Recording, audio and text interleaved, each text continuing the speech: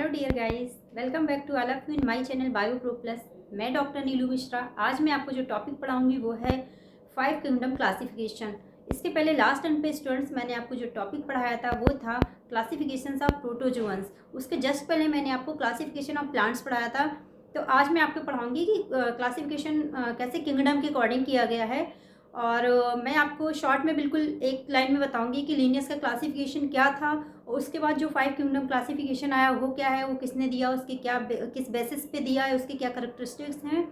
तो dear students, topic आप सभी जानते हैं, सारे जो टॉपिक हैं वो प्लांट किंगडम जो आपका चैप्टर है 11th एनसीईआरटी का, और जो बायोलॉजिकल क्लासिफिकेशन चैप्टर, ये दोनों चैप्टर से लिंक टॉपिक हैं क्योंकि दोनों से ही रिलेटेड क्वेश्चन इसमें आते हैं। तो मैं इन्हीं दोनों चैप्टर्स के टॉपिक आपको पढ़ा रही हूँ।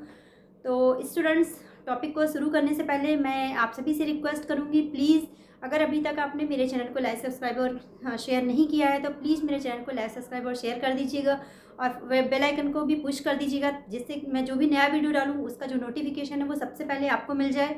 तो चलिए फटाफट टॉपिक को स्टार्ट करते हैं। क्लासिफिकेशन, ये टॉपिक बहुत इंपॉर्टेंट है, बहुत बार पूछा जाता है, और 5 किंगडम क्लासिफिकेशन का तो 1 नंबर 2 नंबर में बहुत बार क्वेश्चन पूछा गया है। ये क्लासिफिकेशन किसने दिया है और ये किस बेसिस पे है। तो चलिए इसको हम फटाफट पढ़ते हैं। तो जो कैरोलस लीनियस थे, उन्होंने सबसे पहले जो लिविंग ऑर्गेनिजम्स थे उनका क्लासिफिकेशन दिया। तो उन्होंने क्या किया, जो लिविंग ऑर्गेनिजम्स थे उनको सिर्फ 2 कैटेगरी में डिवाइड कर दिया। 2 कैटेगरी कौन सी थी? पहला था उनका किंगडम प्लांटी और दूसरा था किंगडम एनिमेलिया। यानी उन्होंने जो ऑर्गेनिजम्स थे उनको सिर्फ 2 कैटेगरी में डिवाइड किया, kingdom Plantae and kingdom animalia.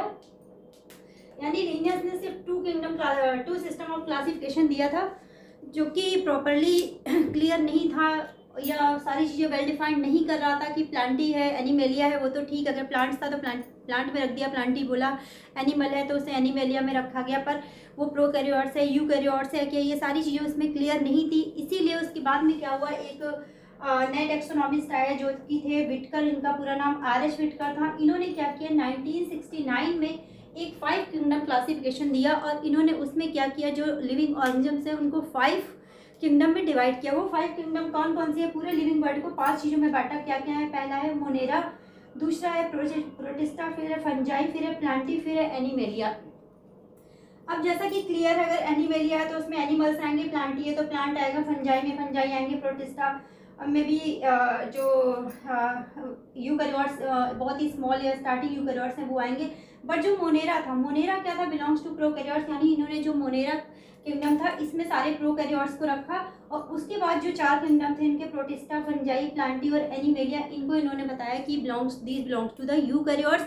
अब डियर स्टूडेंट्स, अगर आपके पास शॉर्ट क्वेश्चन आता है और आप इसको और डिटेल में देना चाहते हैं तो जब आप लिखेंगे मोनेरा, मोनेरा में आप लिखना है कि बिलोंग्स टू प्रोकैरियोट्स, तो आप यहाँ पे क्या कर सकते हैं, ब्रैकेट में, जैसा मैं हमेशा बताती हूँ कि वहीं पे चीज़ों को डिस्क्राइब कर सकते हैं, तो आप चाहें तो यहीं पे प्रोकैरियोट्स के कैरेक्टर लिख सकते हैं, या ज़्यादा ना भी लिखे तो आप सिंपल लिख सकते हैं कि प्रिमिटिव न्यूक्लियस होता है और सेल बाउंड ऑर्गेनल्स जो होते हैं वो एब्सेंट होते हैं, यानी सेल बाउंड ऑर्गेनल्स एब्सेंट होते हैं। तो आप ये सिंपल 2 कैरेक्टरिस्टिक्स प्रोकैरियोट की दे सकते हैं।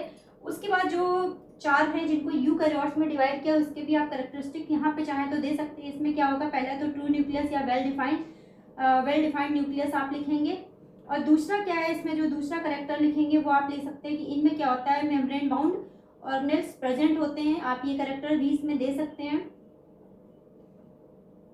तो इस तरह से आप 1-2 पॉइंट इसमें प्रोकैरियोट्स और यूकैरियोट्स के भी ऐड कर सकते हैं, जिससे क्या होगा और भी थोड़ा कॉन्सेप्ट क्लियर हो जाएगा। उसके बाद क्या, जो विटकर का जो क्लासिफिकेशन था ये किन बेसिस पे था, किस आधार पे था, किन तथ्यों पे था, उसके लिए भी इन्होंने क्या किया, जो पूरा क्लासिफिकेशन दिया, यानी कि जो 5 किंगडम क्लासिफिकेशन दिया, ये किस आधार पे बनाया। पहला इन्होंने बनाया cell structure and body structure, यानी कि जो भी ऑर्गेनिज्म है उसका जो सेल स्ट्रक्चर है, वो बॉडी स्ट्रक्चर है, वो कैसा है, वो यूनिसेलुलर है या मल्टी सेलुलर है। सेकंड जो इनका बेसिस था वो था न्यूट्रिशन। न्यूट्रिशन यानी जो ऑर्गेनिज्म है वो ऑटोट्रॉफिक है या हेटरोट्रॉफिक है। ऑटोट्रॉफिक मतलब जो अपना फूड मैन्युफैक्चर इटसेल्फ यानी स्वयं कर रहा है, और हेटरोट्रॉफिक जो अपने फूड के लिए किसी और पे डिपेंड है। तो इन्होंने एक ये बेसिस रखा। तीसरा इन्होंने क्या लिया, रिप्रोडक्शन, यानी कि जो भी लिविंग ऑर्गेनिज्म है उसमें रिप्रोडक्शन किस तरह का है, एसेक्सुअल है, सेक्सुअल है, वेजिटेटिव है, तो रिप्रोडक्शन की बेसिस पे भी इन्होंने डिवाइड किया। नेक्स्ट था वे ऑफ लिविंग, यानी कि जो ऑर्गेनिज्म है उसका वे ऑफ लिविंग क्या है, वो आइदर एक्वाटिक है यानी कि वाटर में रह रहा है, या टेरेस्ट्रियल है यानी कि सॉइल में नॉर्मल लैंड में रह रहा है, या फिर एरियल है या एयर में यानी कि हवा में सर्वाइव कर रहा है। नेक्स्ट है फाइलोजेनेटिक रिलेशनशिप। फाइलोजेनेटिक रिलेशनशिप क्या होती है स्टूडेंट्स? फाइलोजेनेटिक रिलेशनशिप में हम ये देखते हैं कि जो भी कोई ऑर्गेनिज्म है, नियर बाई दो ऑर्गेनिज्म है या बहुत सारे ऑर्गेनिज्म, वो अपने एंसेस्टर से या पिछले ऑर्गेनिज्म से किस तरह से रिलेट कर रहे हैं, उनमें आपस में क्या रिलेशनशिप है, इसको बोलते हैं कि फाइलोजेनेटिक रिलेशनशिप। तो इस बेसिस पे इन्होंने क्या किया, 5 किंगडम क्लासिफिकेशन को डिस्क्राइब किया। तो स्टूडेंट्स ये शॉर्ट क्वेश्चन आता है, मैंने आपको बहुत ही शॉर्ट में पढ़ाया है और आई होप कि आपको समझ में भी आया होगा। और फिर मैं आपसे रिक्वेस्ट करूंगी कि अगर आपको आज का टॉपिक अच्छा लग रहा है, समझ में आ रहा है, या आपको बाकी के मेरे टॉपिक अच्छे लग रहे हैं, तो प्लीज़ मेरे चैनल को ज़्यादा से ज़्यादा लाइक, सब्सक्राइब और शेयर कर दीजिएगा। और आप मुझे इंस्टाग्राम पे भी फॉलो कर सकते हैं, जिसका लिंक मैंने अपने यूट्यूब के डिस्क्रिप्शन बॉक्स में दिया है। और इसके साथ ही साथ आप मुझे ईमेल भी कर सकते हैं, जो कि मेरी ईमेल आईडी है neelumishra999@gmail.com। आपकी कोई भी क्वेरी हो या आप कोई भी टॉपिक पढ़ना चाहते हैं, पिछले जो भी टॉपिक है उनमें किसी टॉपिक में कोई भी कन्फ्यूजन है, तो आप मुझे मेल करके पूछ सकते हैं, बता सकते हैं। Thank you.